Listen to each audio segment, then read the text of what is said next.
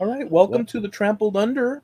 This is The, Mark, Lindsay, and Eloy trampled under who? podcast. Trampled underfoot. Trampled We Under because there podcast. might be somebody else trampled under, so we don't want to step on their toes. No pun Yeah, I intended. thought I would be modern and use abbreviations and this Okay, and the that. TUP. Welcome to the TUP. Because after a No, time when things become so popular, like we, us, um, people usually start abbreviating and doing all these cool little. Maybe I just jumped that fence too soon. I thought maybe you just forgot half of our name. Speaking wise, I just threw. But we do welcome you. We'll hammer Yes, that one welcome. out Welcome at some back to the point. foot. Do we do? Have we earned a shortening the name? Welcome back to the foot. Yeah, that's No. Okay. one day we'll get to the welcome Hmm. to the Yeah. my um my co-host is M and I'm E. Yeah. Together we're me. In fact, I kind of could. Do you impossible? If people spoke like that, admitting I, would it be legible? Would people be able to understand it? It's funny you say that because a couple of weeks back I've mentioned him before. There's a guy by the name of Tom Scott over in the UK, and he's a bigger word nerd than I am. And he was talking about contractions. Like we don't say would not, we say wouldn't. We don't say have not, we say haven't. But where's the limit? Where do you stop making contractions? Because apostrophe S is possessive. So we don't, do we have to say, no, the apostrophe S is short for is. We don't say it is, we say it's. But can we Right. just say apostrophe S instead of is? You know, Yeah. and how would that cause our language to change? Like, for instance, we say there wouldn't have, but couldn't we also say there'dn't have? What? Say that again. There'dn't have. We There can, wouldn't have. there wouldn't have. Can't we just say there'dn't have? There didn't have It had. it sounds weird. It's difficult to say, and it kind of breaks up a certain rhythm. So we haven't gone there. No, wait a second. If that were implemented, that word, Hmm. say it again. There'dn't have. There didn't have. If okay, I want to think outside the box with that one for half a second, Hmm. and there didn't have. If the paradigm that we exist in now, Hmm. there wouldn't have been, or there wouldn't have, or whatever Hmm. the complete thing is. That's our normal paradigm that we reach for. That's the world we live in. That's our understanding, and it's replicable and whatnot. But it's replicable because at some point in time it deviated in that direction, and for better or worse. Now, here's my proposition: if that, say it again, there didn't have There'dn't have. there there there didn't have. If you start from scratch and you take a population in some mountain town, isolate, and you prep the kids and the generation is raised and the next one and the next one. I don't know that if you release those kids into the greater society two generations or even one, let's say two generations out, and they mix with the local population, I think that they would use that word, um, and they'd hear the other word and they would understand the similarity, but they would have grown up in that. So, in other words, I think yes, that's the direction we went to, but I think if you extract any word and replace it, enough people using it, I think it just becomes the go-to thing. You may be right on that, but one of the other clinchers was how it's written out. THERE apostrophe D apostrophe NT apostrophe VE. So you got three apostrophes there, and it's about that damn long.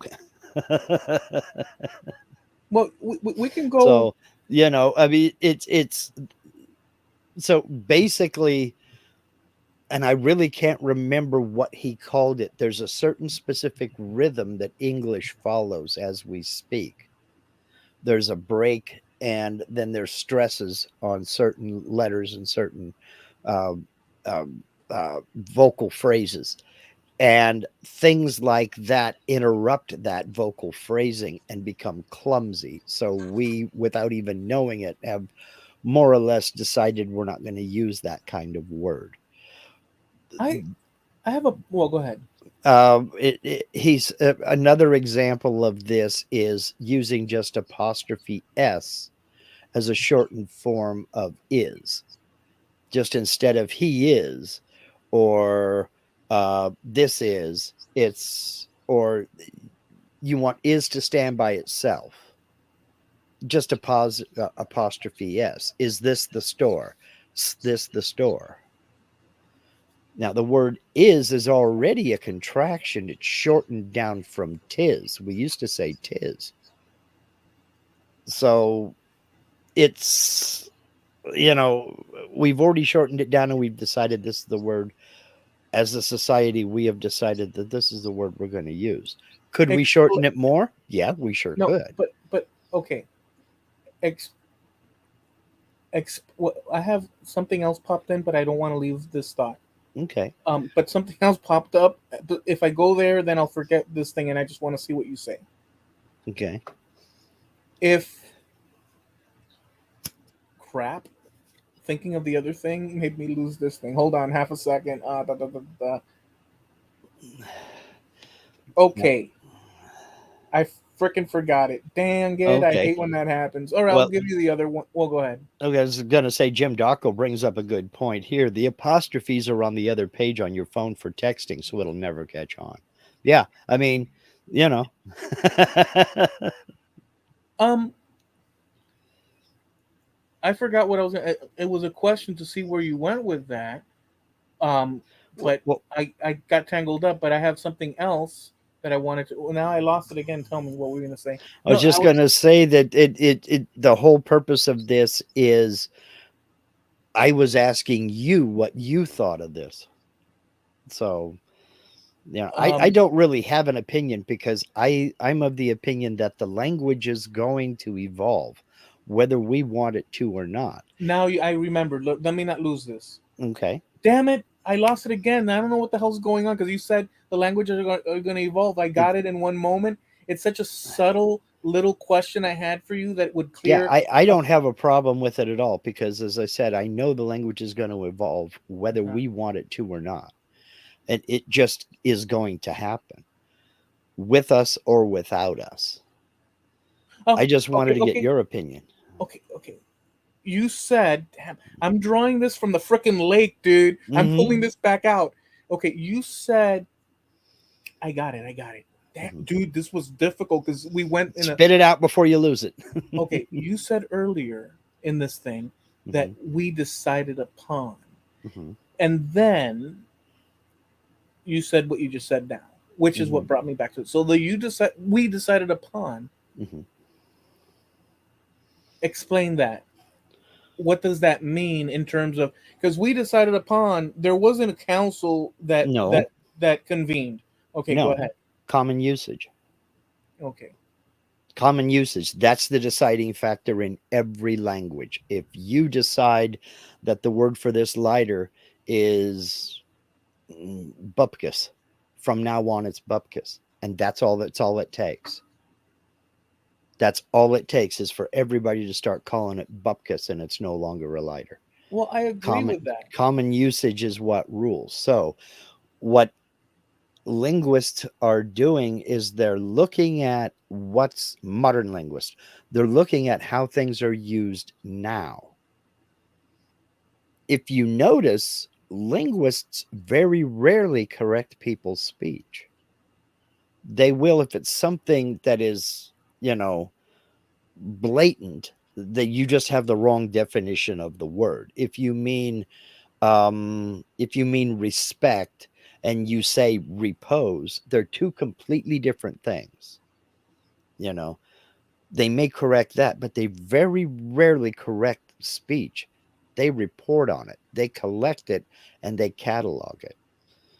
And I think personally, I think that's actually the way to go, because words are going to change, new words are going to come in, and how we use those words is going to be the determining factor.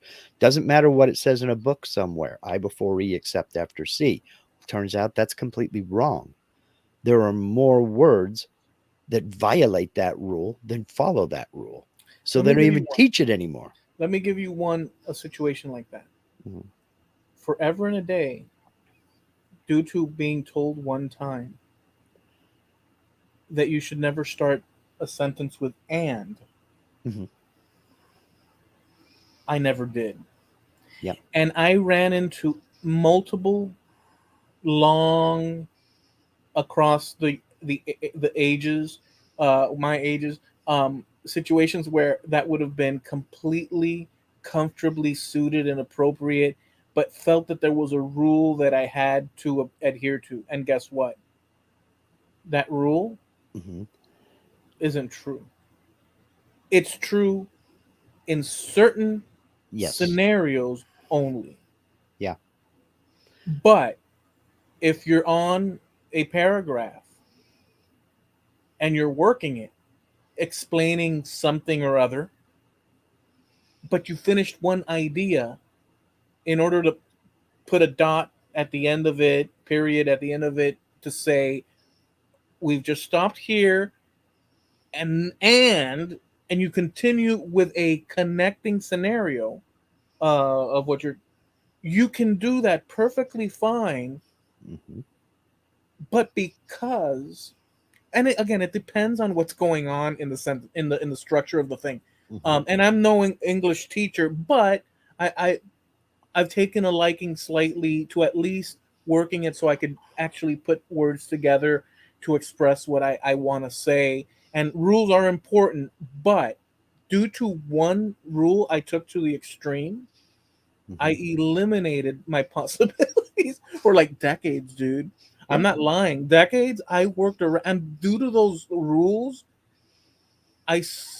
self realized I sucked. I couldn't say exactly how. Just for that one, that's one example. Mhm. Yeah, there are plenty of examples like that. In a paragraph, you should not start more than two sentences using the same words. That's another one. But it depends on how you're writing. If you're writing a casual letter, people just hope you use punctuation. If you're writing a professional letter, there are certain rules you have to follow. If you're writing a legal document, there are other rules you have to follow. If you're writing a scientific one, Right. and the words are key to the thing, Hmm. then you have to reintroduce the word. But Right. there's a situation when you're unpacking a narrative Hmm. that you're trying to convey. There's uncomfortable situations when writing. And by the way, I'm saying this as a novice, although I post little bits thing, and that's me publicly practicing and trying to consolidate stories and ideas Hmm. publicly, or at least within my friends thing. And sometimes I publish it somewhere else, but I do that because I'm practicing the thing.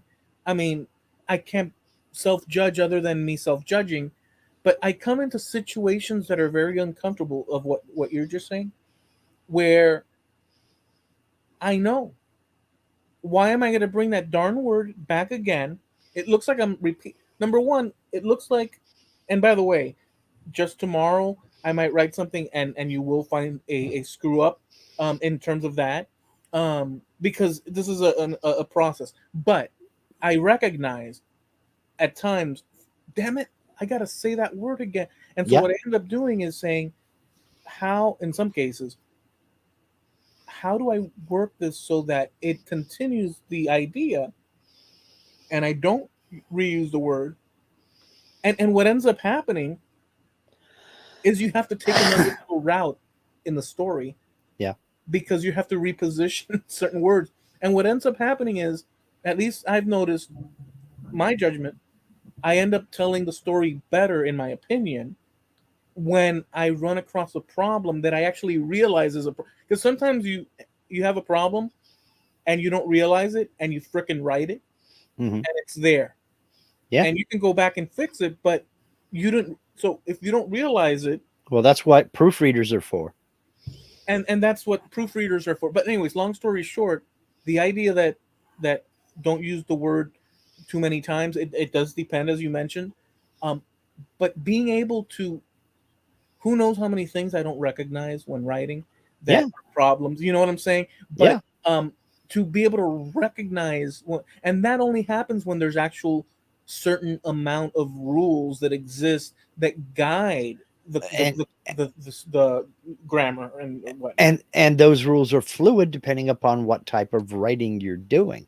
Let's say you're writing a piece of fiction, whether it be a short story or a novel, and you have a paragraph that's half a page, a long paragraph, but you're describing a male character. It's 13, 14 sentences, and you're not supposed to use the word he to begin a sentence more than twice in a paragraph. You can get away with three times. Now, what do? Do you keep referring to him by his first name? Do you refer to him as he anyway? Or do you find some other way to work that word further into the sentence? And Or how do you craft that paragraph to where you're not violating that rule? Sometimes okay, you just have to. I want to inject this situation to that. There's also the other problem, which accompanies that you're saying. Mhm. At least I think it does, which is, you write that. How do you address the fact that you're talking about the same person without using his name, let's say, a million times Mhm. every time you're starting another portion of the thing? Mhm. How do you do that without? Here's the thing that I want to introduce: without insult. How do you eliminate or add or whatnot without insulting the reader? Yeah, because Because yeah, readers have a rhythm as well as speakers. right. And if you start tripping over sentences, if it becomes cumbersome to read, people are going to put it down after the first page. Yeah, well, you have to also trust Hmm. that the reader is gonna understand what you're right. But That's a so two-edged sword too. it's a two-edged sword. But what I'm saying is that if you try to, okay, so if I'm telling a story, and it depends, but if I'm Hmm. telling a little bit about my ancestry thing, like I've done many Hmm. times, um, and I'm talking about the one guy and stuff, um, I often repeat the guy's name a few times, but I will introduce Hmm. he and his wife and whatnot sometimes. Hmm. But I'm trying to convey, because a lot of people confuse, and this is me not wanting to take a chance because I want to convey the actual who this is. Yes, he married that person, so I'm doing it Okay. that way. But in a story narrative, I would assume that the idea is not to insult the, not that the one is insulting, but the one is for a different purpose, sort of like it's called something. It's a document, whatever. This method of narrative storytelling and stuff, if you keep repeating the guy's name or the lady's name or whatnot, um, people can get bored, or people can say, "Does True. this guy think I'm stupid?" The guy reading might think, "Does this guy think I'm an idiot that he has to keep repeating this guy's name?" That could happen too. Sometimes it's necessary, though. Hmm. Sometimes it's necessary, because you get into a case where you're talking about my father and my brother. They're both, my father's Donald Robert Lindsay Sr., my brother's Donald Robert Lindsay Jr. You have to specify which one you're talking about if you're referencing both in the same paragraph. So I may have to say Don Sr. or Don Jr. when I'm talking about one or the other. Otherwise, you end up with a situation where you have John Sr. and John Jr., but there is no separation there. You don't know which John he's talking about. And that can lead to all kinds of problems. Yeah, And the and and structuring I of know and I know that specifically from doing my research because a I have a four times great grandfather named James who had a son named James. Dad married a woman named Eliza. Son married a woman named Elizabeth. And the records, although they're about 40 years apart, are all kinds of confused with one another because you have such similar names. People confuse these people yeah. where you have dad married to son's wife or son married to mom, or you have mom and dad's marriage happening 40 years later, which was actually son's marriage. There's all kinds of confusion that could come around. So sometimes you do have to be specific as to who you're talking about. So this situation with the word is reference Mhm. writing or whatever. Right. Um, so with this situation, I can say a couple of things. Um, so until the 1800s, at Hmm. least for Spain, and it's very different in the English world, let's say, Hmm. but at least for Spain, prior to that, in some places, the surnames would have situations like, I'm going to give my name to my daughter, Hmm. as opposed to my surname, Hmm. and my son's going to take my wife's surname, Yeah. or vice versa. Hmm. Or my son is going to take both my surnames, my paternal and maternal surname, and none of his mother's. Yeah. And my daughter's going to take both of his. And they had that. Now, with that scenario, you can easily, although it's still slightly difficult, but since there's two names occurring, Hmm. you can reference the generation prior in Right. church documents, Hmm. and you can see where that leads, and it could still have slight confusion. But in most cases in Spain, or at least in the areas that I look at, the father gave his son his direct surname, Hmm. like Lindsay to Lindsay, Hmm. Lindsay father to Lindsay son, Yeah. and his mother, Lindsay the son, also receives his mother's surname in second Right. place. So it would be Joseph Lindsay Emmerich or Yeah. whatever the second, Whatever. and it would be read out Hmm. united all three things, and this would identify your father and mother, and that was Hmm. the general thing, but it wasn't always the thing. There was different things, but they always attached two surnames, Yeah. at least in the English world. Um, you don't have that, No. as far as I've seen. And what ends up happening is that, or at least from what I've seen, the females lose. You generationally, each successive generation, not only does the son lose the maternal line Hmm. origins, whatever they may be, but the mother herself that marries the man, the husband, immediately takes on the husband's surname, eliminating female past lineage. And if you go 100 years down the line on that, you have a whole lot of problems in terms Well, of if you're a researcher, let's say. and that's why documentation is so important, and that's why I know my mother's maiden name because it's on the marriage documents. And if you go into any ancestry website or any family tree website, that's how these people are listed, is with their maiden name, with their birth name. So I'm listed, for instance, with my last name Lindsay, and Linda is listed with her birth name Williams, even though she was married once before me. She's not listed under that name. She's listed under her birth name and with later on married me. So and that goes all the way back. My mother is listed under her maiden name, and my grandmother is listed under her maiden name, and that all is taken from birth and marriage certificates. And that's why documentation is so damn important. Yeah, So if it can be had as well. yeah, and that's why we have a roadblock in the early 1700s, because there's still some controversy as to who that person was and where they The came from. the the going back to the just the curiosity of the thing, Hmm. the Spanish thing. In my case, personally, I when being that Hmm. I was born in the United States, being that I'm a first generation American, Hmm. being that my parents were exiled Cuban exiles back in Cuba,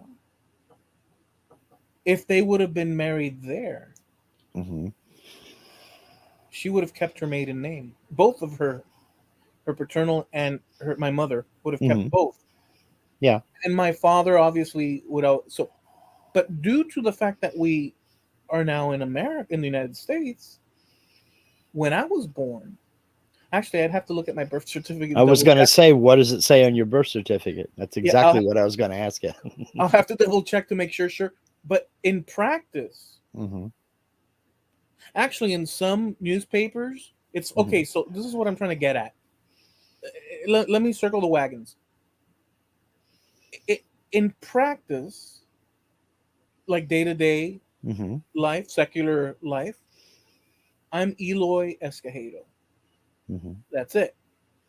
And in fact, that's as much as official documents require Hmm. or even care about, to be honest with you. Yeah.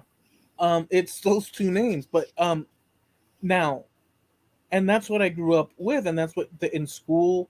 So Hmm. in my mind, in my understanding, I'm just Eloy Escojedo and always have been.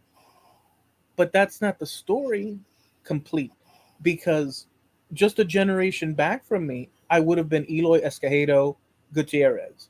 So I would have had two surnames. So my complete name would have been Eloy Escojedo Gutierrez, Hmm. which is the tradition going back Okay. hundreds and hundreds of years in Spain. Regardless of the switching of names that could have Hmm. happened in Sure. one place or the other. Now, but with that said, being born here, now this Spanish tradition or Spanish names takes on a one surname situation, and Well, it's an interest.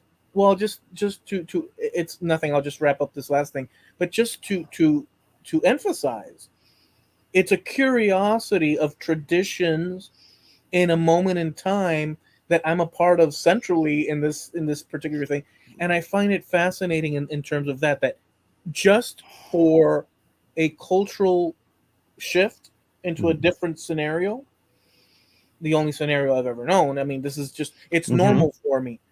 Um, a whole hundreds of years of tradition escaped my mind like that because I Okay. never learned it. I never knew it. So that's But kind of the thing. do you know people there who were born in the area or born in America who use both the paternal and maternal name?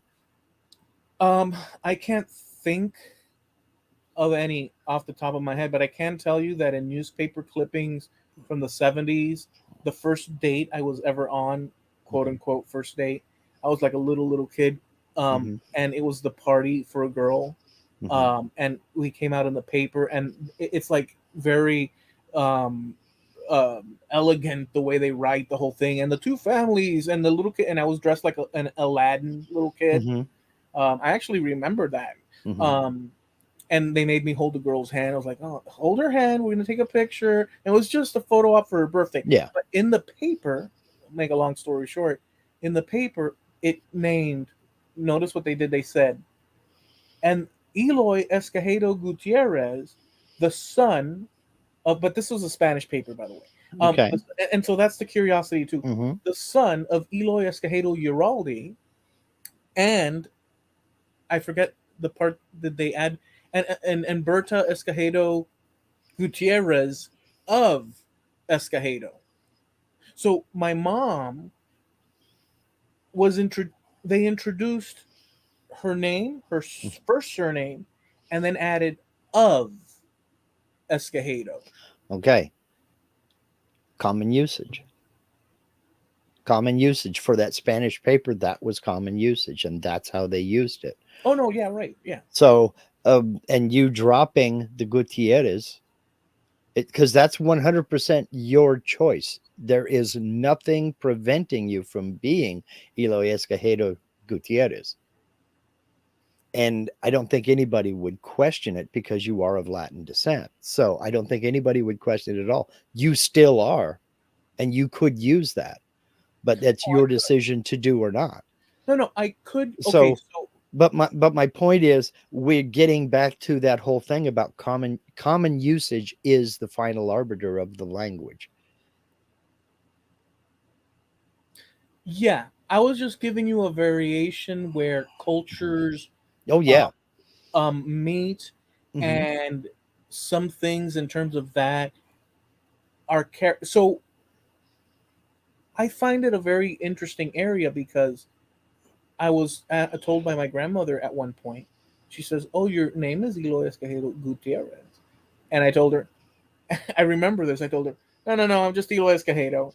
Hmm. Her face, I feel bad now thinking back, because of what I didn't know that I know now. I mean, I'm not hitting myself over the head with a hammer about it, but Yeah. at the same time, I do feel You like, didn't boy, know.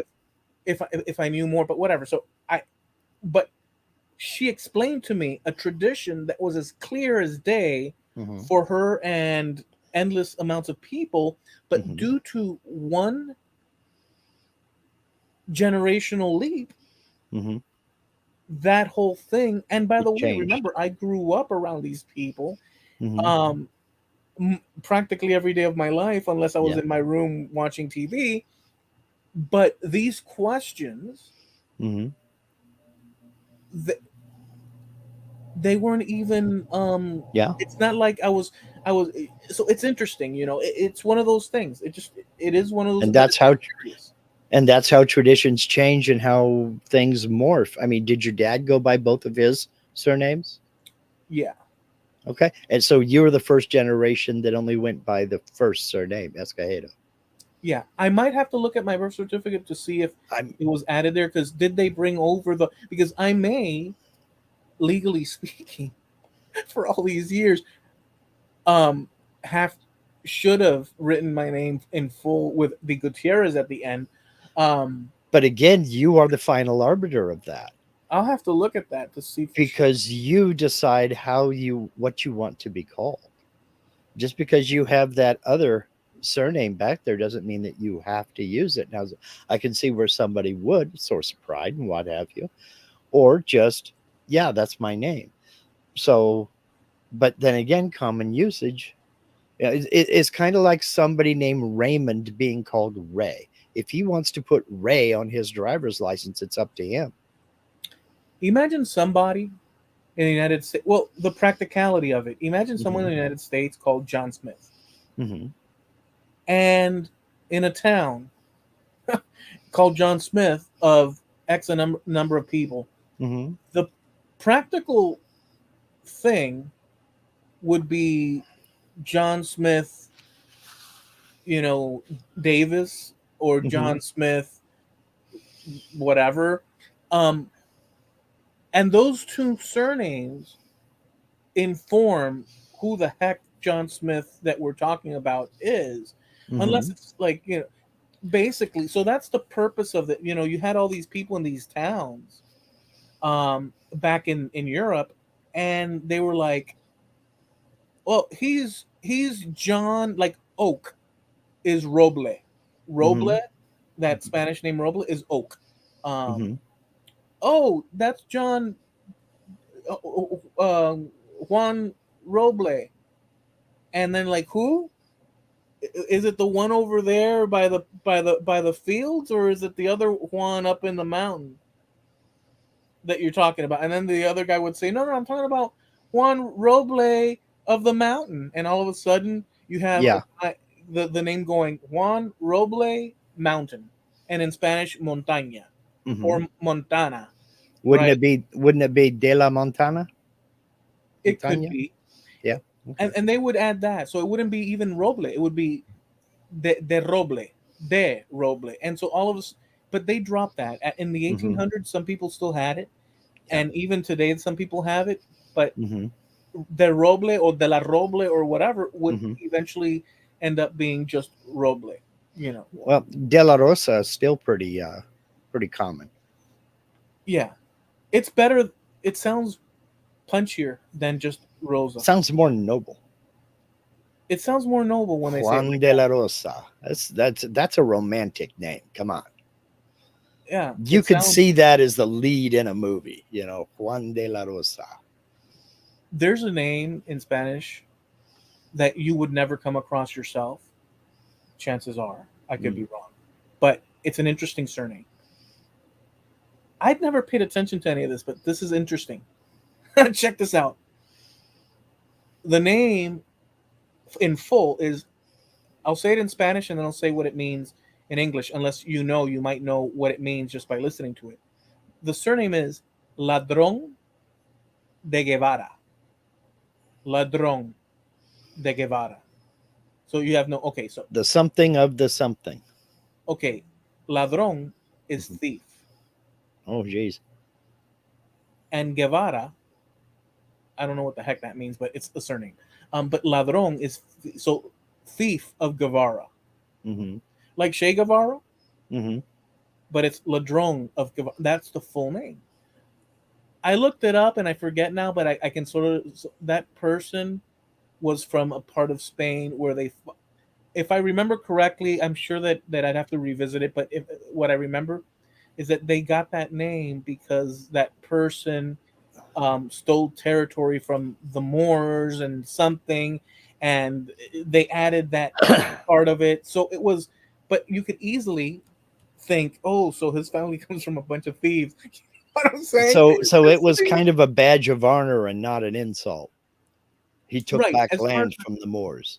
As far as my memory, I'd have to revisit the thing. Mm, But like okay. names like, so this is a little bit more crass, but it's not, because there's nothing wrong with it in my opinion. Hmm. Unless I was a little teenager, and then I'd be. But like a surname like Gay. Hmm.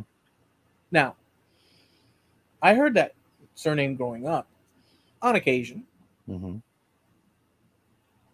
and I'm sure that one or twice I thought, sure glad I didn't end up with that surname, because kids will be, because that's what Oh the first. yeah. But it's quite, and a few decades back it would have been considered happy, Hmm. joy, Yeah. nothing to do with the stuff that we might Anything be. else? Yeah. Right, so you have all these this, so there's also a little bit of shame factor in certain surnames that I've seen, where people have even gone and changed it because of Hmm. the social pressures that come from that, Yeah. you know. Yeah. Well, I mean, there are a lot of names from the past of history that people who had absolutely nothing to do with that individual, they just happen to have the misfortune of having the same last name. They have changed it to avoid any and all connection with that person. So, I mean, and you don't have to go back very far to figure out what names I'm talking about without being specific. Yeah. So, you know, there In are. Spanish, they still have that name. They use that name. The connection doesn't make any um that one name. Hmm. If we're talking about the German Hmm. certain guy, Well, the Austrian, but yeah. well, the Austrian, Hmm. that's still used in Spain, and it has the connotations Hmm. are there. It's not there. Like Yeah. it in Spanish, it's just Adolfo, Hmm. and it's like harmless because that's association. But in the United States, that's a tough one. Try the last name. Try the surname. Now, there are a few people in, from what I understand. In fact, there's somebody on the South African football team with that surname. He didn't change it. He's like, no, I didn't have nothing to do with him. Why do I care? But other people have said, oh no, I'm not being branded with that for the rest of my life. and during the war changed it, legally changed it. And you can kind of understand why. Could So, you imagine that being a company like your parents then, with your mhm. first name being Heil? Yeah. Thanks, Dad. I knew you had to. I knew you had to learn your lessons and grow up and be tough. So I named you that. So Yeah. because you had to Boy get named tough Sue. and grow. Yeah. Uh, but so a lot of them went Mhm. to Argentina. Yeah. Um, yeah, there's And they actual changed their names for other reasons, but yeah. no. A lot of those Hmm. went, and sure enough, they supposedly changed their names to Spanish surnames Yeah, and such. changed their names to hide, basically, to avoid detection. So, Yeah, well, because I mean, that is what. And there's a video where one goes, a guy finds out where the ancestor of one, like X amount of generations or whatever, mhm. and he goes to the place where they're living, and the person doesn't know this or that. Yeah. They're just living their life because it's a different thing. Could you do that? I couldn't do that. I couldn't do that. That's on the darker side of genealogy. I couldn't be the dude to break that news. Well, actually, my friend, your uncle was, I couldn't break that news to somebody. I'd have check, please. I'm out. Dude, I could tell you stories, a couple of stories that I can't tell you because it's just too much. But um, because I do get people contacting me. I Hmm. have an extensive tree. I have like Yeah. at this point over 27,000 people in my documented Hmm. that I've personally gone into the folios page by page in a different language. I mean, and they're there. My tree is quite extensive at this point. Um, Hmm. and people contact me for many reasons. Yeah. Oh, yeah. Yeah, I can imagine and from all because, parts of and from a lot of them from different parts of the United States asking, "Hey, I'm still missing my certain family member. I have no idea what the heck." And these are people that, I mean, they don't know. you've done the research. So why wouldn't? If I was searching along that line and I saw how active you were, I would reach out to you too. I've had occasionally people reach out to me, but not very often. It's less often now than it used to be. Some But people, just an aside, some people, um, and we have touched on it, but this is a different direction, or not really, but so depending on a person's leanings mhm, or what they favor or what they would hope for, or just their preferences due to whatever. I mean, people like whatever they like. mhm. Um, I'm going to throw it out, but some people want to be Jewish. Yeah. I've been contacted by people, Well, and they're like, "No, we're Jewish, and I'd there's like to." And well, no, let me just say, roll this out. Just to, well, go ahead, go ahead, go ahead. there's a lot of family folklore involved in that because um it I don't know why, but I'd be willing to bet you that if you were to ask, just go anywhere in America and ask 100 people if they have any Native American ancestry, more than half of them would say yes, because that's what they've been told. And they have no reason to doubt whether they actually do or not.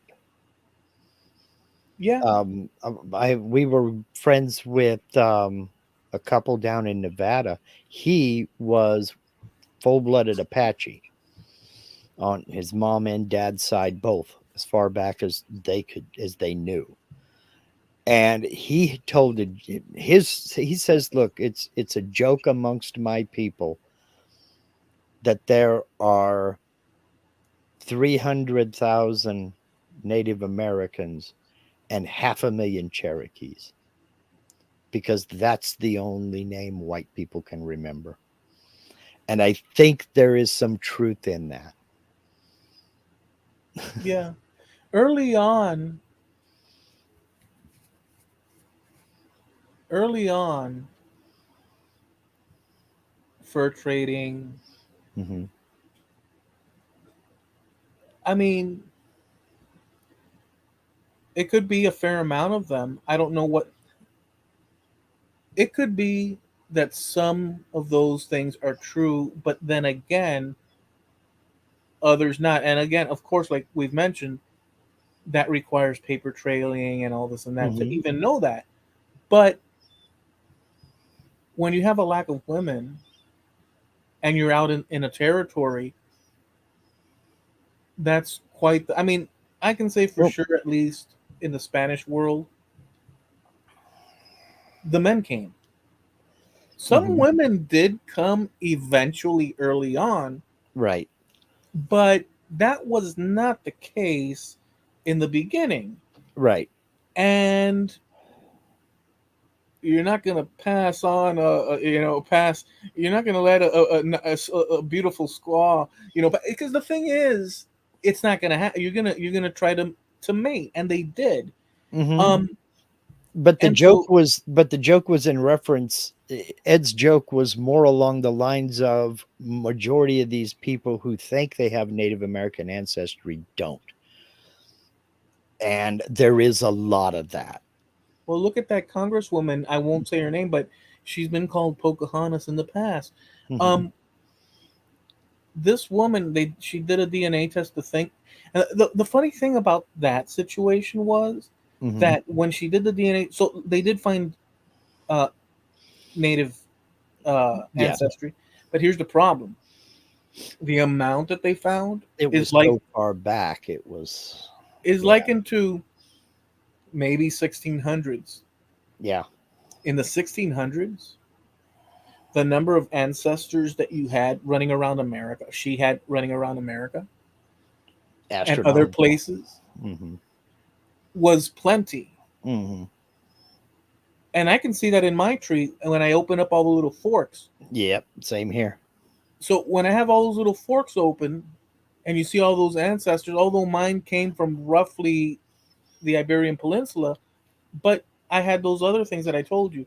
Well, the and you mentioned this in the last episode to an extent, the possibility of me getting the trickle down from that Jewish converso or that native Canarian Hmm. on one level is completely watered down, we could say, Hmm. or But thinned it's out. still there.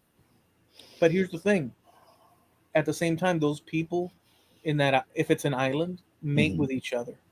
Sure. So that native Canary Island ancestry Hmm. that started with one guy and one lady, let's say, Hmm. and then they married into it. Those children spread it to their children, and so as the tree forks out and comes back in, if like, so what I'm getting at is this: my great grandfather, which was a Canary Islander, and my great grandmother, which was a Canary Islander, they gave birth to my grandmother in Cuba, but they Hmm. came from there. Those two lived in the Canary Islands, and their ancestors were there since the 1400s. Hmm. Um, the chances of that multiplication of that single Canary Island native Hmm. DNA being spread throughout the population and them Yeah, receiving it is yeah. completely viable. So even though 100%. I mean, when you look over how many generations between now and the 1400s, or even their time in the 1400s, I mean, it's inevitable, basically. you'll get it in a distributed way, but it doesn't mean that you got it A in that. direct family line. Yeah. Right, it just spread through the population, and now it Hmm. becomes a so Canary Islanders have an average of 10 and up Hmm. percent of North African ancestry. But Hmm. North African ancestry is not North African today. It's Hmm. North African from thousands of years ago. Right. That's the answer. And not in all cases, because there's Hmm. migration throughout the centuries too. But that African Hmm. is from ancient times, Right. which is a different situation, but it's still seen in both populations of North Africa and the Canary Islands. Even though Right. the Canary Islanders disappeared Hmm. due to them disappearing, being absorbed, they live on through in that way Hmm. in them and in me to whatever degree it is. Yeah. Um, so But So, but then again, you learned that through facts and through research. You didn't learn that from family folklore. Maybe you heard something about it, Nothing. but you Unknown, know, but if unconceivable. but if you're told your great great great grandmother over on this side of the family was Cherokee, You would believe it. you have no reason to doubt it. Why would you? You would believe You it. know, sure. You would believe it um as a folklore thing. But Hmm. Whether it was okay, made up or not. I mean, it within my own family, my three times great grandfather supposedly was shipwrecked off on the coast of Mexico and then basically walked back to Missouri from there. Never happened. It never happened. But that's the family folklore. Why? We don't know. How? We don't know. When did it start? We don't know. All we know is that's a story that's been passed down, but has been proven wrong. if the stories aren't told, Hmm. and yes, it could be that something like that you just said can Uh-huh. occur, and then it gets propagated, and all of a sudden you have a situation that Hmm. you can't that you have to discard maybe. Um, Hmm. the the thing is, if you're interested in these things, and I think that these things are very important. And my goodness, um, I, the things that popped into my head in half a second. Um, but the thing is, if we do not at least do a little bit to contribute to that thing, not everybody's in the has the disposition to do so, but then it's lost, dude. If it's the truth, then it's worth saving. But if it's total fiction, if it never happened, I say let it die a peaceful death. No, what I'm saying is, right, if it never happened. But here's the thing. Well, I guess what I'm saying is that yes, the idea is what you're saying, but within that, at least propagating not a lie, but propagate the person in house at the time, leaving a memoir or leaving a document or leaving, hey, my parents were here in this village and they raised cattle, and that's how come the tree at the end of the road grew so and whatever. At least that history is being recorded, but Yeah. only people that are interested in that do. But those stitching together, that stitching together of different stories is everything, in my opinion. It's not everything, but you Yes. get what I'm saying. When you go to the library and open up the front door, there's that history there in that one corner, in that one shelf. It could be Benjamin Franklin, it could be whatever. Obviously, he's an important figure. But like you said one time, and I forget exactly in the context, you said all these people's life stories, Hmm. you know, you said that in a certain context. I think we were talking about Well, all written these in, people written had a in story. written in stone or something to that. I forget the actual moment that, but you said something to that effect, which I agreed on. And obviously, I agree with that. But I think that even regular people Hmm. are important. Oh, yeah, they definitely are. They definitely are because there are so many things when people pass, there are so many things that are lost forever that go with them. Not all of it's good, but I mean, imagine your grandmother and the stories of her childhood and the things she could tell you just about how they live normal daily life. And even the most mundane of tasks. Can you imagine what they went through to do laundry, for example? This was not a small thing. It wasn't just, oh, yeah, we chucked it into this machine over here. Then we had, a cow on a treadmill that ran the machine. No, that's not how it worked. I mean, it was a day long production. So you saved up all the laundry and did it at once, you know, and because it might be, you might do it twice a year. So, but you wouldn't, but those skills and those lessons and that knowledge gets lost every time somebody passes. Yeah. We've got to keep things like that alive. We have to keep passing down that knowledge because it is important. We might not see it today, but what do we do when the power goes out? You know, I mean, we have generations right now who can't fathom playing cards,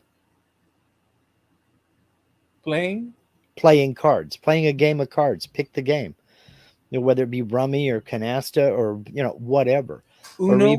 or even draw poker or even Uno. Yeah. I mean, have you ever played a game of cards in the light of a Coleman lantern? No. No. Okay. We have people who have never played a game of cards at their kitchen table. And so they can't fathom that that's what we did for entertainment. My God, you guys didn't have the internet. You didn't have this. You didn't have that. I can be cheeky and I can say, no, we didn't. So we invented it, you know. But I can't remember, I can't count high enough to tell you how many games of Monopoly I've played or how many games of canasta or spades or whatever. Pick a card game Look, because that was entertainment, simply put. You know. look. I think um, that's a perfect place to open the door to entertainment back then to entertainment now. Which Hmm. you probably set it up, and if you did consciously or not, it was perfect. So I sent you a video Hmm. a few days ago about AI. I know we've touched on this in the past, but what were your thoughts? This was along the darker side of AI, Yeah, and it got progressively darker as it went. Now, did you find that video on Facebook? I did. Can we link it on the Trampled Underfoot podcast Facebook page? Yeah, Would you mind doing that? Because it's worth a watch.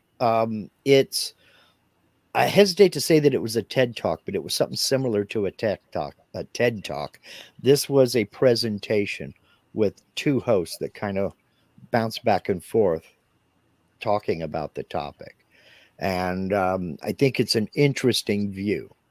So if you wouldn't mind posting it over on our Facebook page, yeah, I'll do that. I appreciate it. They talked about many things, but one of the striking things is the state of what AI is capable of yesterday, today, and what it will be capable of in the short term is astronomical. Mhm. And they touched on applications of AI, and a derivative of that one thinking is the things that we can imagine it being used for today. And then there's a situation of the things we can't imagine what it will be used for in the future or is being used for currently. Um, it's a lot of technology. And so for the music part, they took a little sample of music, piano music, Mhm. fed it into the AI, and they played a 3-second clip of the normal human played music and then allowed the computer to do the rest, the AI. And it's, you can't tell the difference. Yeah, It just yeah, played on. and that's what they said that they needed. They needed 3 seconds of a person's voice, and it could replicate it. They Yeah. needed 3 seconds of sound, and the AI could replicate it. Yeah. And then, unfortunately, they showed a rap song that they basically cued AI to reproduce a rap song and with vocals and everything. Hmm. And well, obviously I thought it was crap because I don't like rap. But no matter who does it, it doesn't freaking matter. But that's not the point. The point is it did the rap song exquisitely in terms of it Yeah. accomplished what it was asked to do. Hmm. So the implications of if we thought music was ruined now that musicians have to go, which is not necessarily a wholeheartedly bad thing, they have to go out on tour to actually play so we can see them and stuff because now you can get all the music roughly thereabouts free. If we didn't think that that was a crushing blow to music and creativity, this, I mean, Yeah. if anything can be produced without a human even working on it, Yeah. would you buy an album? Well, hell, I wouldn't buy any album at this point, but would you have, well, that's a tough one too. Hell, I'll ask it. If you back in the day had $10 to spare and we're going to buy an album and they said completely computer generated AI album, it's all computer. No, would you buy it? If I liked it, sure, why not? I have a problem with that. It's a personal buy, personal, Well, and because you're I a get, musician, yeah. well, okay. Let me throw this at you, Mark, Hmm. because it's curious you say that, and that is true. Well, it's true to the extent that it is true that I'm a musician, and that would cloud my thing because hell, they're stealing my gig, right? Hmm. Okay, but that aside, which is hard for me to do, Hmm. but that aside, or actually, what if it wasn't music, but it was AI? I want an awesome freaking novel. Go to it. And they write out this whole 300-page novel, intricate as can be. Hmm. And would you have a problem with that? If I like it, no. And If I it didn't steal from somebody else, no. no, because that's what it does. It takes everything and tears it apart to create its own thing, and so it's virtually Okay, but what I'm getting at is it didn't take the first Harry Potter book word for word and just change the names. okay. That's Okay, different. But okay. That aside, hmm, because that's not, it can do that, but hmm, usually they do it to create brand new things out of this huge. right. Well, okay. So my question is this: then you said if I liked it, and I Hmm. understand. Obviously, I understand. If you like something, you like Hmm. it. But I have a problem with, maybe this is a problem. I have a problem with, this is going to get into the metaphysical. I have a problem with the lack of soul. True AI could fake that soul. You would not know the difference. And that's what I mean. If I liked it, I wouldn't have a problem with it. No, If I but didn't like it, there's nothing you could do to change the fact that I didn't like it. no, okay, yes, but let me try to hone in on this. I understand Hmm. that if placed in a room without prior knowledge of what it is and where it comes from and what it was, how it was produced, that Hmm. AI can trick us. Got it. Sure. But my question, like, I get that that's the problem that we Hmm. have, that what is real and what is not real. But okay, No. but my question to you, no, no, no, but because I want to hone in on this thing to see what you. But my question to you is, with prior knowledge, Hmm. you've emphasized a few times already here that no, if you like it, you like it, and that's regardless of where. But if with prior knowledge, would you still say, "Well, I like it and I like it," or would you say, because my stance, that's the question to you, but I'll just end it with this. My stance, I feel something's wrong. I don't. I see Okay, it the same way. Let me put it to you this way. All right.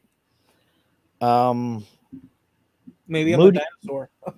Moody Blues, Nights in White Satin, playing with the London Festival Orchestra. Would it make a difference to you if instead of having that full orchestra playing their sections, would it make a difference to you if that was all done on a keyboard?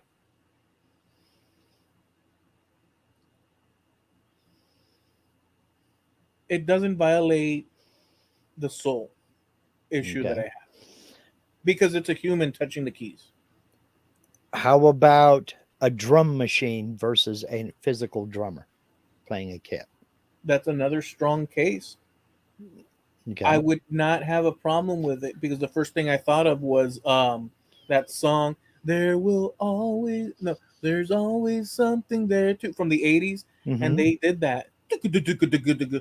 Um, Mm-hmm. but it's in combination with human active. My issue is the soul question. Okay.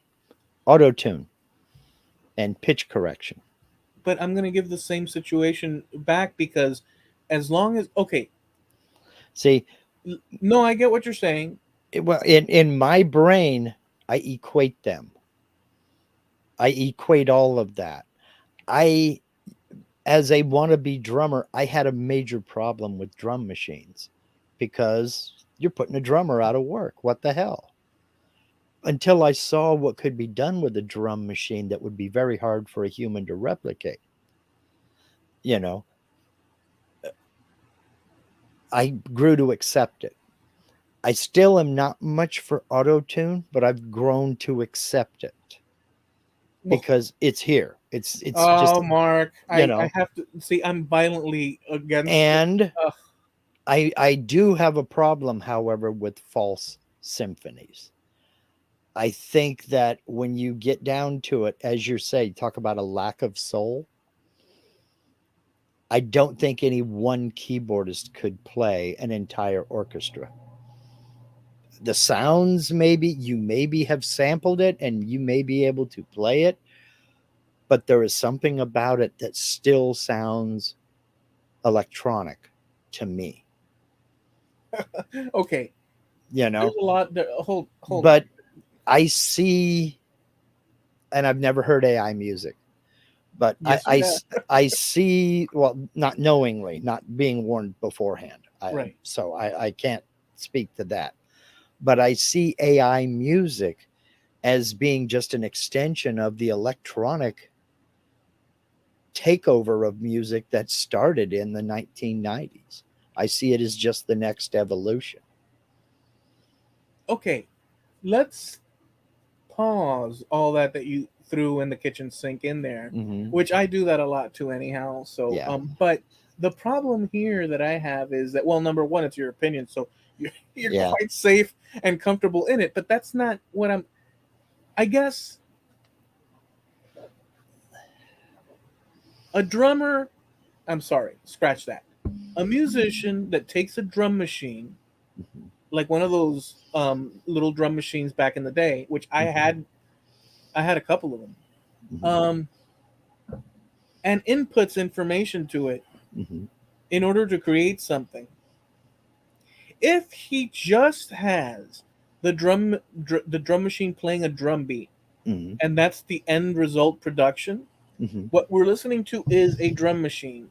To me, that's what it is. Okay, but if he adds lyrics, music, guitars, and X, Y, and Z, Mm-hmm. um, the brain steering that is human with what I would call a soul. For better or worse, I'll say. Now, your argument, and maybe you weren't going in this direction, but I saw, and maybe you'll say, but I think that this is part of it, is that no matter what tool is introduced, or at least I'm making that argument. Maybe Mm-hmm. you'll tell me it's still the human that's pulling the levers on that, Mm-hmm. and then they're using the brand new technology of the day, and so there you have it, Mm-hmm. and that's all fine, all up until AI, in my opinion. See, but you have to have a person to come up with the concept. You have to have the person to program the AI. You have to have the person to put all of that together for the AI to be able to do it. As it sits right now, AI is not going to come up with it on its own. It has to be told what to do, just as that drum machine does, just as that synthesizer does, and just as that auto tune. No, does. right now. So No, right right now, now. yes. Right now, you're right. Right. And that's all I can comment on because we don't know what's going to happen tomorrow. No, but hold on. Right now, you're right. It still takes a guy sitting in his house Hmm. somewhere, and he prompts the AI with Hmm. keywords that will take and process that and do what it has to do. Hmm. And so now you still have a guy with an intention Hmm. telling the computer, this is what I want. And the computer is aggregating endless Hmm. amounts of data in order to offer the human a version of what he wants. And so you still have that interaction, which we've always Hmm. seen, not as crazy, but so I get that. Right. Right. I get that. Then you also need the human to decide this is release worthy and release it. Yeah. For the AI to make all those decisions, there has to be a level of consciousness that just isn't there yet. That's not to say it'll never be there, but it requires a consciousness that can make decisions, not just call in data from a data set. Listen, currently, as Hmm. far as we know, what Hmm. you're saying is what it is. Right. Currently, And that's all I can comment on. yeah, but let me expand on the Hmm. situation. So, yes, I Hmm. agree. Now, it's just so mind. Okay, I have heard AI stuff playing. I don't like it, but I don't know if I have that problem of pre set up bias. I probably do because that's the only thing that would the only thing that would make me object to a piece of music, one note variation from another, whether it comes from an elk stomping on a pipe organ Hmm. or a human being playing a guitar, is my predetermined bias in my mind of what I like and I don't like, Hmm. which is my opinion Sure. due to past experiences or Yeah. petulant. It's hard to explain why we like what we like. We just know that we do. Exactly. And so I do have this certain bias Hmm. towards things having a human operator behind it when it comes to entertainment and music. However, and the state of things, as far as we can understand it, in our limited capacity to know what all's going on, is what you said. I believe I agree with you on that. Hmm. But this AI is not a music isolate. Um, I know you know that because you saw the video Sure. and we've seen prior. But that's why I'm going into the next thing because Sure. we've already beat this horse with the music. Well, there's one other aspect that I wanted to talk to you about when it regards to music, and I think it's an important thing to admit, and that is that you and I have, I don't know, the fortune or the misfortune, depending upon your viewpoint, of growing up in a time and listening to music before all this stuff came along, before there were really decent synthesizers that were commonly used, or drum machines, long before pitch correction or auto tune. So you and I are more willing to accept the inconsistencies of of humans. humans doing it. Freddie Mercury was never 100% on pitch every single time, but he was so often, you just assumed that he was all the time. So the inconsistencies of being human, we accept that and we feel that as maybe that's part of what you and I refer to as soul, is that there was nothing mechanical about that sound. It was electric, it was amplified, it was distorted, maybe there was some chorus put on it, maybe there was some reverb put on it, but it was human.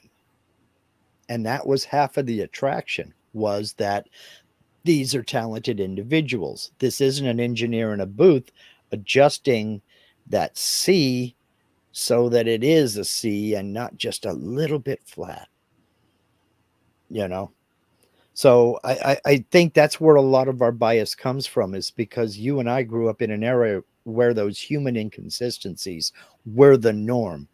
and let we me like it. let me let me well agree with that, but let me somewhat explain what I think that I mean about soul. Hmm. In addition to what you explained, which is all part of it. Hmm. That limitation of that human being, that let's go extreme, that Stevie Ray Vaughan Hmm. in his bedroom, not allowed when his brother left the house, said, "Don't touch my guitar," and him then sneaking into the closet, pulling the guitar and playing it. Hmm. The experiences of Stevie Ray Vaughan's life independently limited Hmm. with the problems and worries and burdens that that human being that we know of as Stevie Ray Vaughan experienced in his life, in addition to the music he produced and us receiving that music, but Hmm. having that limitation of a human as opposed to an endless fountain of things to draw from. Yeah, that's Or what I mean. well, that's exactly, I'm just rewording it, but that's That's exactly what I mean. The inconsistencies of being human. yes. Without that, Hmm. and by the way, this is troublesome, what I'm thinking, but what I'm about to say. So if you were put in a room and Hmm. played two songs Hmm. without prior knowledge of anything, one of Hmm. them was AI and the other one was a human, and let's say it's a Stevie Ray Vaughan like musician in both cases, the human and then the machine, and you sat there and were not able to tell the difference between the two at that point, and you would like both of them in general, I would assume, because you're listening to something very Hmm. exquisitely done, and you couldn't pull the soul that we're talking about out from it. And even if you could, if you could tell one was slightly and one not, or would you have an urge? I guess this is where I'm getting at. I have an urge again. Is it biased? It's yes, I think it's Hmm. biased. I have an urge for it to be that I seek out the human. I have I, it predetermined that I seek out the human. I would agree with that, but it's I would agree with that to a point. Again, if I like it, I like it. If I don't, I don't. Um, I can go through and do the research and find out, oh, this was done after long after his death. This is an AI doing this. Well, is this the Vaughn family releasing this? It's not. It's just somebody trying to capitalize on his name. Well, then to hell with it. I ain't interested. Or I could say, well, it is the Vaughn family, although they are still trying to capitalize on his name. I still have some problems with it, but again, if I like it, I like it. Let me just throw this last bit on the music side, and if you have anything else, and let's see what you say about this. This is all uncharted territory, and we're no computer programmer, AI Mm-hmm. technicians, or anything that I'm aware of. Um, but we have imaginations, Mm-hmm. and we're talking some crazy stuff right now that 10 years ago we wouldn't have talked about, Mm-hmm. and we don't know what 10 years from now is going to look like. But here's Right. the thing: what if some programmer says, instead of asking AI, get this, to produce a Stevie Ray Vaughan song, he doesn't do that at all. What he does is just look to the future and what I'm saying, or maybe Mm-hmm. even current something or other in the near future, whatnot, or whenever it's possible. He programs AI or asks AI, prompts it to create the birth, life, and experiences of one individual that happens to learn guitar. He prompts the AI to teach to that this individual grew up was learned guitar in some town in Texas, back in the 1960s, let's say, and his influences were A, B, and C, and he used to eat chicken and yellow rice for dinner every Sunday, and etc. And then prompts the AI using that extensive information to produce a song or an album or whatever. Mind blowing. Oh Because yeah. now he's introducing, last thing I'll say about this, now he's introducing a history which I'm concerned about, Mark. My main thing, okay, so I'm pro human. Yes, Well, humans so can am be, I. no, I know, but I have this, and I guess maybe we might have some difference there, but I have this, I'll just say it like this. If I see the machines being ornery a little bit too much, I'd be one of the few with wrenches and hammers, and I'd go to town on those freaking, because to me it's just, notice what I'm saying. That's that's in the back of my mind. I'll I would go and eliminate that in order to have, now there's implications to that, but that's what goes, that in somewhere in the back of my head See, I'm thinking those freaking machines. but see, that's the thing. That's where we come in. We, the consumer, and we, the audience. If we don't like that, we're not going to buy it. We're not going to download it. We're not going to play it. We're going to be, and there's already people doing that. We're going to go back to the classic stuff that we know and love and that we know we're going to like. Maybe we're going to find that one album by Rush that we never listened to. We never took the time to listen to. We didn't buy it because all of our friends said it sucked, whether they heard it or not. We might actually listen to a couple of Led Zeppelin albums that we didn't buy because everybody said they sucked. Or we might discover a band from England that didn't make it big over here. And dude, this is good music. Why weren't these guys big over here, man? You know, there is so much to explore in our past that I think, for the most part, future can take care of itself for the most part. But there are still going to be kids in bedrooms being told not to touch their brother's guitar and sneaking off to the closet with it. There are still going to be kids banging away on a piano or beating the heck out of the dining room chair with a China. couple of wooden spoons because they want to play the drums. I mean, there are still going to be musicians out there to entertain us live.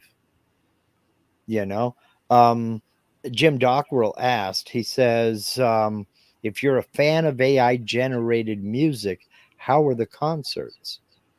Well, Jim, how many DJs run around with a stack of vinyl and computers and set up to huge audiences? They're not making the music. The music was already recorded. They're just mixing it in a different way for people to dance to. And they're selling huge numbers of tickets. I can see an AI generated musical quote unquote experience, especially um, With the goggles. with a huge stage show or even a laser show in a planetarium somewhere. I could see that being a huge thing. The novelty may wear off in 15 minutes. Then again, it could go on for a few decades. You know, God knows where it could go. But Yeah. we were talking about, and Jim did touch on it too here a lot, talking about soul within the music. And I was talking about how a synthesizer still sounds electronic. And you're 100% right in this, Jim. That's because four violins playing a part can't be replicated because of the nuances in bowing, fingering, and vibrato unique to each musician. And you nailed it. That's exactly right. No, you get four violinists together to play a piece. They're going to hold their bows slightly differently. The instruments are going to be tuned just slightly differently, no matter how hard they try to tune them in unison. And just the nuances of a personal performance are always going to be slightly different, but that's what makes it so good. Let me address that. I have a problem with that.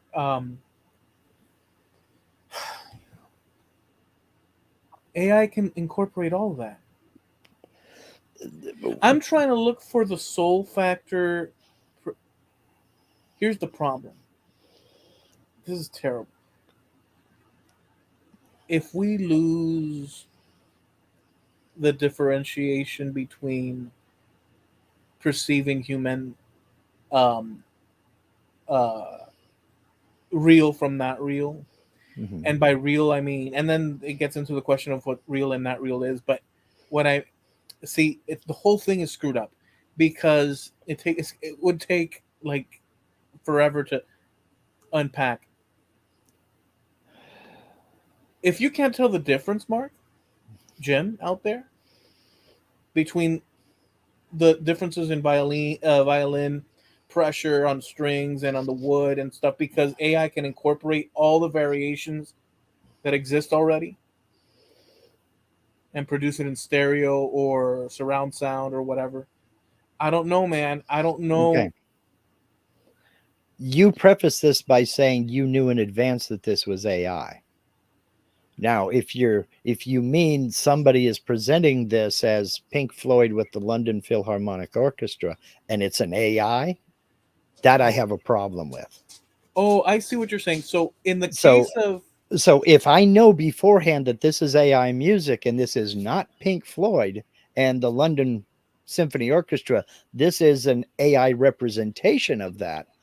I'll listen to it and see if I like it. If I like it, I may listen to it again. but Jim said something. Go ahead. Go ahead. And and Jim's comment was in reference to the synthesizer versus the orchestra. Oh, I needed And that. Yeah. So if you take one of those like Beatles Day synths mhm, that they used that were replicating like strings and whatnot in yeah, that scenario, even back then, mhm, well, half the people wouldn't have known. They would have just heard the sound and that's yeah, it. It's only us in retrospect, or if you're totally into the mhm, Beatles, that you're thinking, "Oh, that's a freaking organ." Um, we knew that. We know, especially those they were on mhm, little reels, so it would play the yeah, sound and then it go back and play it again. Um, we knew that, but the whole production thing wasn't leaning on some sort of orchestral. It was more like the Beatles representing what they wanted mhm, to in the song, and so it made it cool. And so yeah, in that whole scenario, yes, um, a normal violinist playing is different than just a synthesizer. mhm. But I was sort of addressing the AI situation. Right. Now, again, if I know it's AI going in, then I'll accept it for what it is and I'll reserve my judgment until I've heard it because like I said, if I like it, I like it. But if it's misrepresented as something that it isn't, I do have a problem with that. In which case I wouldn't let them have my money. Your problem is with the false Mhm. representation part, which I agree with. But if okay, I agree with that part. I don't know the I like it, I don't like it. I get it, and I agree with that. If you like it, you like it. You don't, you don't. I'm preemptively saying I prefer human, Well, I do regardless of. too. Yeah, I'm not trying to take that away from you, but I have an issue with that. Mhm. Like I have a I, problem with it. and I'm trying to reserve judgment because I don't know yet. Until I've experienced it, I really don't have a judgment on it. You It's got to see kind the Matrix movie, dude. it's yeah, well, it because and maybe that's part of why I don't see a lot of this stuff. A lot of the things that we disagree on, maybe that's why is because I don't expose myself to all that much pop culture except the pop culture that I know I like or I'm reasonably certain that I probably will like. No, but you understand, and you've You read know, 1984. yeah, I do, but I don't see this. See, I don't see an element of force behind this. I don't see a philosophy of force behind this, in that they're taking away options because we can still go down to the local juke joint and watch a band.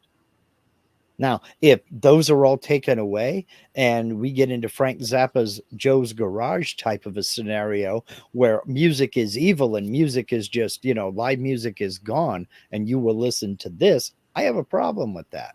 But it's not the music that is the problem, it's the people behind the music that is the problem. Okay, I guess just to end the thing, or diverge and then sort of Hmm. slowly, head towards the outdoor. If we were talking about, I'm not. So I'll preemptively say this. All the while we've been talking about this, I have that Hmm. human situation going on, Hmm. and I know that you do too.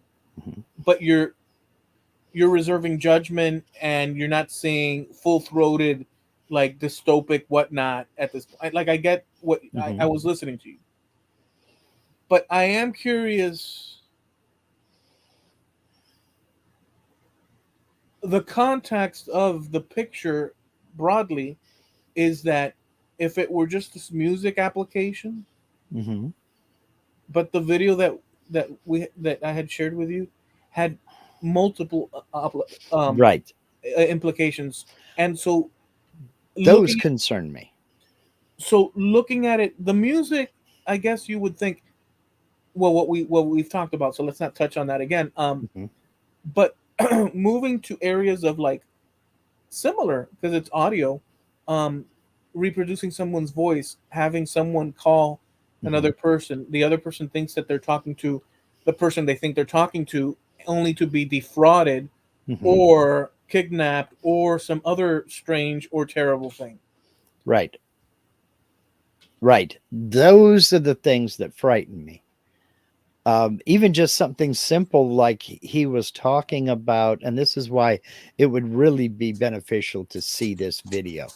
Um, he was talking about hacking, using the AI to hack, where he wrote up some code and then input that code into the AI and told the AI to find a hole, find a weakness, find a back door that could be exploited within that code, and then write some code to let me exploit that code.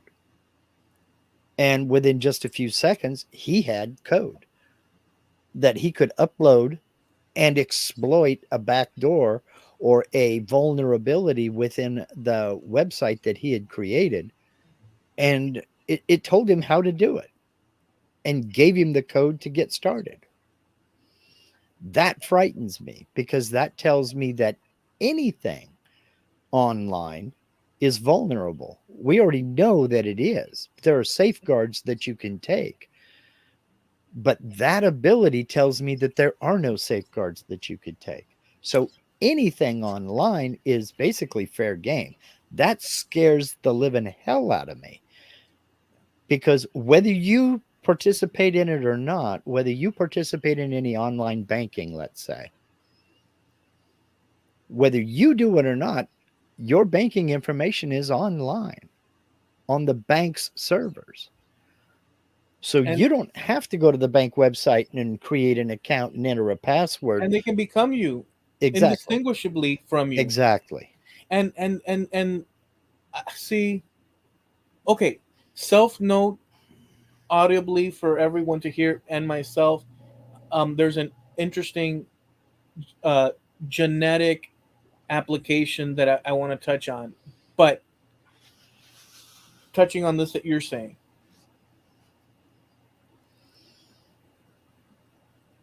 they said in the video, if you remember, and I'm gonna say it badly because Mhm. I don't remember the detail how they said it, but something to the effect of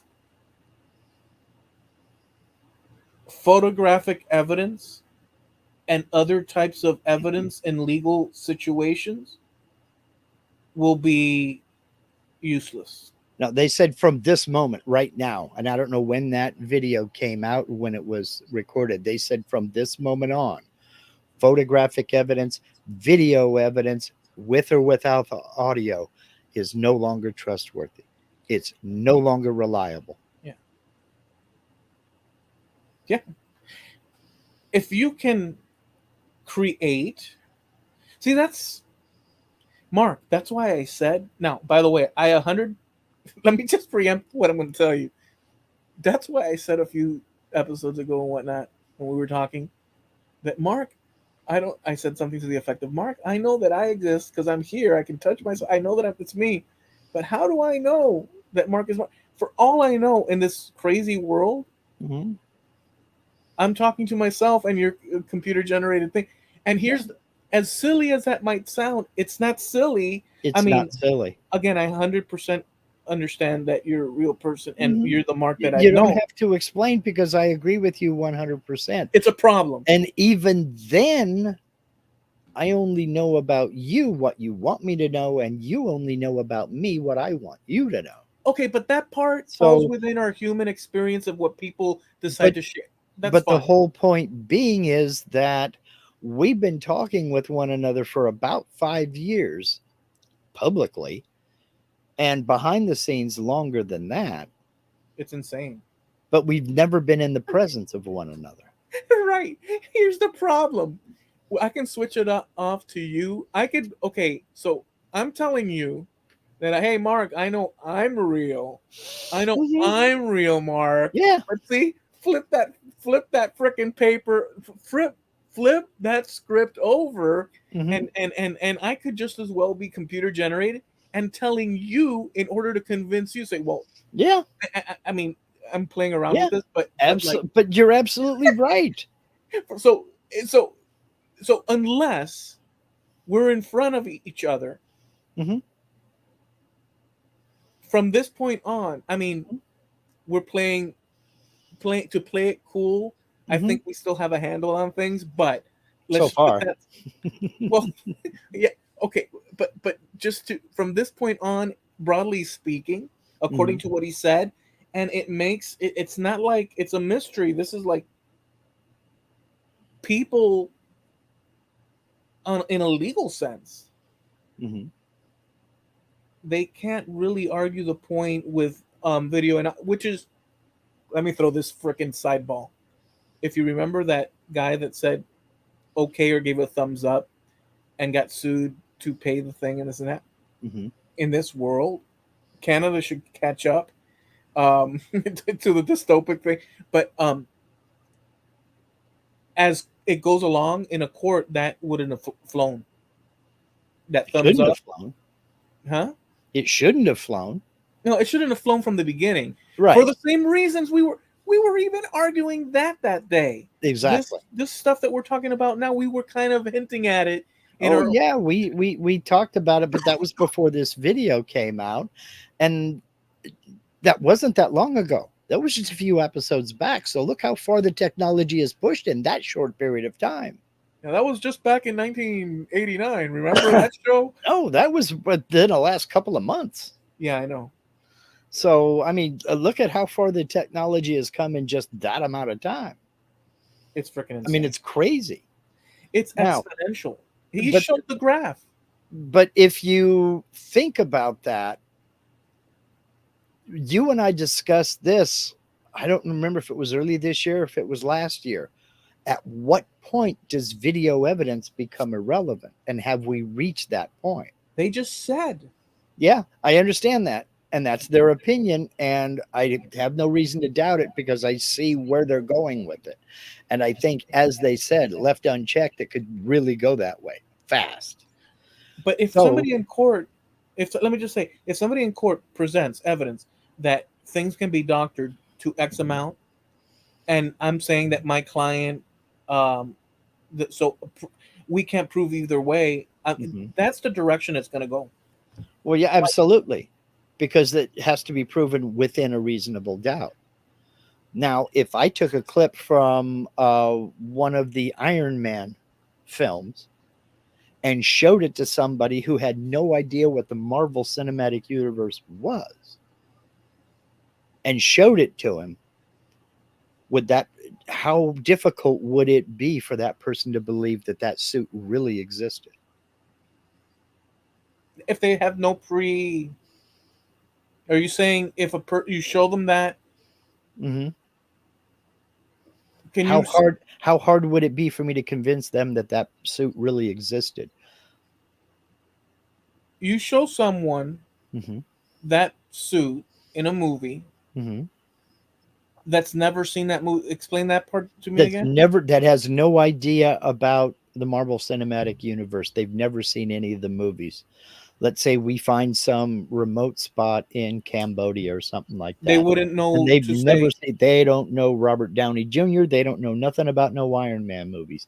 And we show them and we They would believe present it. it as a this is a weapon from the U.S. military that's being They developed would right believe it. now. So the They would video quality is that good. look. They would. Okay, let me In, just throw this. in your opinion, I'm asking, the video quality is that good? Well, currently, as far as Hmm. what I've seen, Hmm. it's bordering on that. Hmm. That's But where I was going. Yeah. it's bordering on that. So we're still in the bordering, but it's not far off from what. Hmm. And in fact, well, let me just.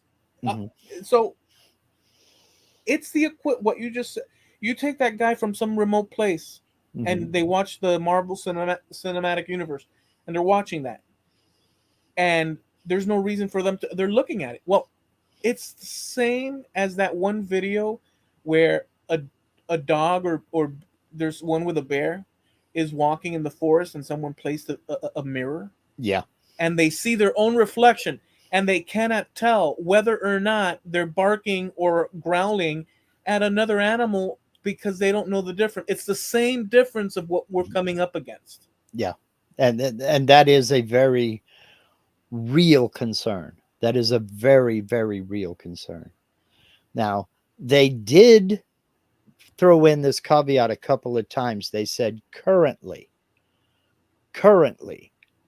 the AI models won't allow this. Yeah, And that's because the universities and the companies that are running these AIs and doing this they're research, pocketed.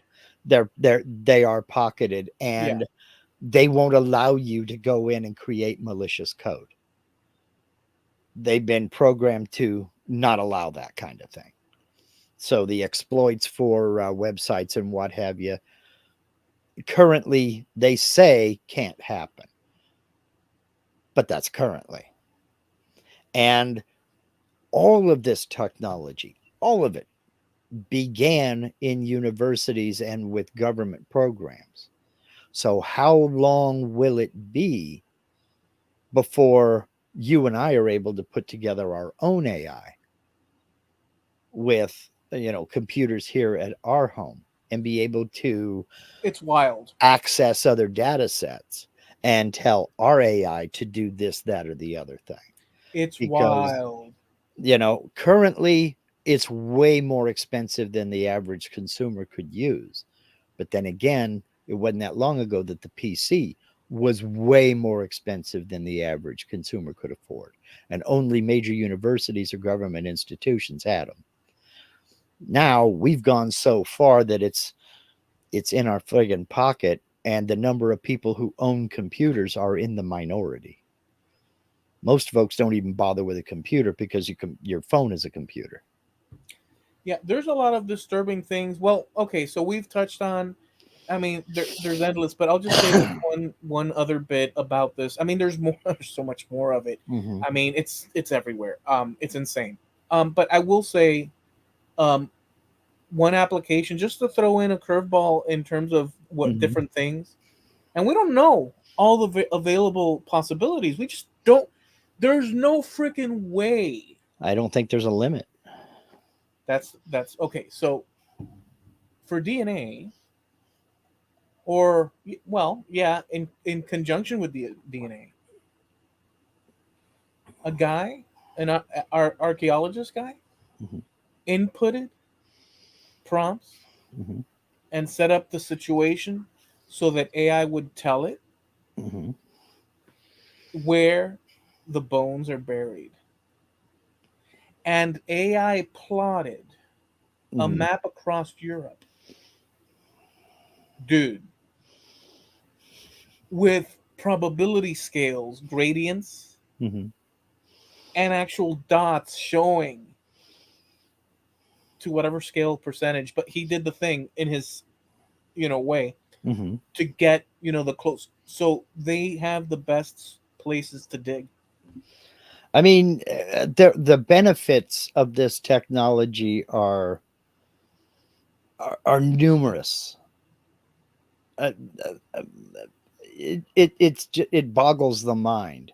I mean, anything and everything from a truly universal language to medical treatments that we can only imagine now to possibly curing some diseases. I mean, the benefits of the pursuit of fusion and 100% clean energy. I mean, the benefits are mind boggling. But as with any technology, for every person who is going to attempt to do something that's going to benefit There's going to humankind, be the other people. there's going to be at least two who want to exploit it for their own personal gain, be that honestly or dishonestly. Yeah. I You know, mean, dude, let's put it this way. Also, in 100 years from now, let's say somebody stumbles on this video and similar videos of ours. oh, how cute their thinking was back then. That's the thing. Mm-hmm. Um, but we're only capable of addressing poorly Mm-hmm. because even within that, we have the limitation. It's just that's the problem. We're so limited. But they will look Mm-hmm. and they'll see the concerns and the doubts and maybe the slight, all these things. Um, and that idea that you just said. Well, Mm-hmm. look how these two sweetie pies they If, thought this, look at and how cute they are. then again, now this is the throwing in arrogance. Mm-hmm. I mean, I don't know about you, but I've played the lottery a handful of times, and um, I haven't struck that one. So I will say the chances of us getting what the future is going to look like right Mm-hmm. is maybe. I mean, we have some fair assumptions from our vantage point. Oh, That's as good as we can have. we may have one or two things right, but how tiny are those one or two things? I mean, we did an entire episode on an article that I found and shared with you that was written in 19. It was written in 1911, and they were no, it was later than that. Maybe it was 1921, something like that. And they were predicting what was going to happen in 2021, but their heads were stuck in the technology that Of they the time. had. Everything was steam. Yes, there was electric this, but everything was steam driven or gasoline driven. They never made that leap to electric vehicles. They never made that leap past the telegraph. They never made the leap past certain radio. Television wasn't a thing yet. So, it they were stuck in their technology. They got one or two things right, but they were very, very tiny things. And as far as playing the lottery is concerned, yeah, I got my Powerball ticket too. When it hits 1.7 billion, you kind of gotta, you know. And this ticket won $4, and I think that should count. So I hit the Powerball. You So, know what? On that note, I did run across the thing where there's people being tried in mhm, various states because they were fudging with the lottery in house, mhm. state lotteries to get winning Yeah, tickets. yeah. Um, and so there's a whole big to do about it. I read it in passing, so I don't know the details, but they busted some people for that and whatnot. So just adding to where you have, if there's a people will find a way around anything, Oh yeah. you Oh know, yeah. but Well, I mean, I guess we've touched on everything rough or as much Well, as we could. there is one little thing that I would like to talk about, and this was in the back of my mind, but when you started talking about soul in music, it came out. And it branches off into a different topic, but I got to talk about it. Um, I watched a Dan Rather interview with Meatloaf, Okay. and very good interview, very good interview. And Rather asked him, he says, "Is there a song that you don't like to perform? You've been performing this music for many years." He said, "Yes, I would do anything for love." He said, "You don't like to do that song?" He says, "No." He says, "Because it was so big. If I am off just a little bit, the audience knows it and I'm going to hear about it." He says, that song causes me so much stress for just that reason. It was so big, it was so huge. Everybody knows it. It was massive.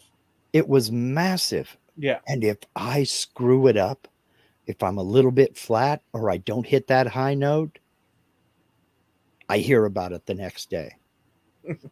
He says, and I'm going to tell you something about that song. When Jim Steinman wrote it, he came, we were rehearsing it, and he says, "Meat, we got to do something. We have to put an explanation. We have to do something because people aren't going to know what the song is about." And he says, "What are you talking about?" He says, "People are going to be asking, what is it he won't do for love? Because, I would do anything for love, but I won't do that." That was the best part, leaving it like that. And Meatloaf says, "Come on, Jimmy. People aren't stupid." He says, "Now, this many years later, I have been asked, what is the thing he won't do? At least a million times. And that shows how wrong I was." And Rather says, "Okay, so what is the thing he won't do?" He says, "It's all in the way the song was written." Jim Steinman made a mistake because he repeats that line: "I would do anything for love. I would do anything for love. I would do anything for love, but I won't do that."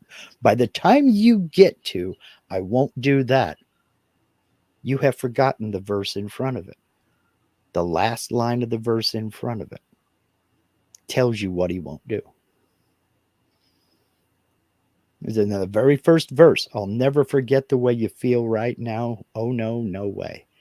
Then I would do anything for love." He says, if he ended it right there, "I would do anything for love, but I won't do That's that," very you good. would get it. He says, you would get it. That's pretty powerful, dude. That's even more powerful, Mark, than what I was under the assumption of, which was he's just leaving it open and you figure out what that he would not do be. But that you just said is He says, 10 times better. if you look at the lyrics, the last line of the verse before that chorus tells you what he won't do. So he wouldn't forget her. Mm-hmm. You know how, okay, on levels of epic, like let's say that there's 10 levels of epic Mm-hmm. and there's a staircase leading up to the Mm-hmm. ultimate epic. This is ultimate epic. Okay, that is what I call soul. I'll give you that. And 99% of that, I got to say, well, I can't say that. Damn, dude, that you No, I just said, can't say that you that. just said Mm-hmm. revived. Well, for as long as it's gonna be that It it revives. changes the whole song. No, I'm saying like for me right now, it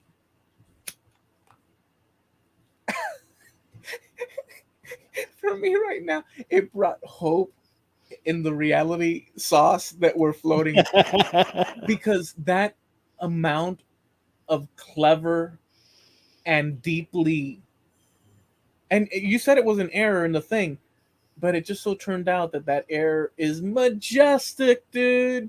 Yeah. Wow, it blew my, it really, it authentically, Mm-hmm. that story has freaking blown my mind. It's everything that I would hope for in a Mm-hmm. freaking song, dude. He I'm said, sorry. Now I'm gonna control myself. he said it's just the way Steinman wrote it. He said if he wouldn't have put he said if he wouldn't have made me repeat that chorus line 3 times before I said I won't do that, you would know. well, Mark. I'll But tell he you what. figured people would know. There was no need to explain it. This alone was worth the price of admission and then some. I'll tell you right now. Learning that story right now, Mhm. um, it's a yes, it was a mistake, and what a wonderful freaking mistake, dude. It changes the whole song. It really does. Because I Did it blow your guarantee mind you. when you have you ever told Yes. me that story before? You've never told No, me. because I must have missed it the first time I saw this interview. Because I've seen this interview before, but I watched it about 3 days ago. And And when didn't he it got blow to your that, mind? part, I just went, "Oh no!" And I immediately opened up a new tab. I quit listening to the interview; it was still playing. I immediately opened another tab and searched for the lyrics. And by God, every single line, he tells you what he won't do. Okay, I I'm gonna be blown away by that for a while because I'm gonna keep referring to it in my mind because I like it that much but I won't do that as a negative. He Mhm, won't. It's mhm. stating Yeah. something that a line drawn Mhm. and I'll do anything for love is an innocence and an openness and juxtaposed with that last bit, but I won't do that is so those two things just alone. But now knowing this, Mhm. boy, It really did change the song for me because now there's no longer that open question. You have closure. You know, he's telling you, I'll never forget the way you feel right now. Oh, no, no way. I'd do anything for love, but I won't do that. it's Mark. This is everything we would want and hope for in the construction of a song, But in a story, and in the feeling. I mean, I can't even. You just. It's at the end. It just Steinman everything. was a genius. Steinman was a genius. He didn't do it on purpose, though. It was just it came out that way, Well, no, that's the way he wrote it. And then as they were rehearsing it, he saw that this could be a problem. dude. And he went to him and he says, "Look, we got to explain this." And Meatloaf's like, "Jimmy, people aren't stupid. They're going to know. It's right there. They're going to know." He said, "Oh, See, how wrong I was." the first time you told me that's, I'm gonna be harping on this for a long time. This is gonna come back round because it's that impactful, in my opinion. The first time you just told me that now, Mhm. and you said that part Mhm. where you said they're gonna know people aren't stupid. Okay, my solution as you were telling the story, because my brain's just going, was that I don't need to know his specific what he won't do Mhm. because I see the build up and crescendo, and Mhm. then that wall that he creates, and to me it was like okay, it's unsolved, but I didn't question it Mhm. because I liked what he was doing with the lyrics and the song and stuff. So I didn't question. I said, yeah, he'll do anything, but he won't do that one thing. What is that one thing for me or for the next person or whatever? But what you just did totally. So that's what I was thinking along the storytelling. But Mhm. what you just did totally just just whoosh. Um, it's so clever, dude. It's so freaking. It's so. I'm sorry, but that alone represents what I was referring to as soul. Yeah. That alone. That alone. Damn. Fuck. Oh. Well, we need to land the plane now before we go any further. We are educational as well as entertaining. I was gonna say fa fa fa fa fa fa fa la la. Yeah.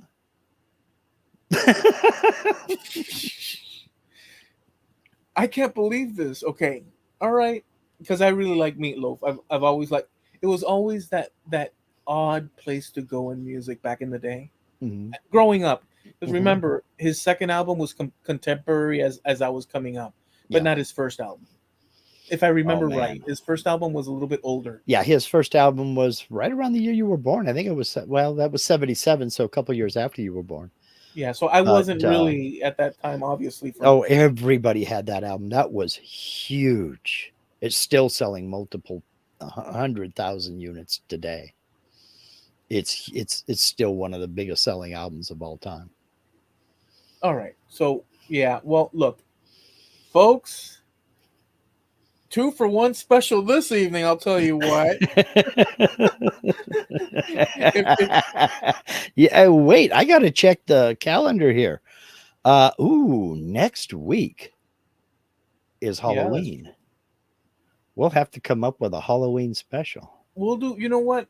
Let's work on that. Okay, we'll think of something. Let's get that spirit of Halloween, Hmm. as humans do, as only humans do, and let's see if we can concoct hell. Ooh.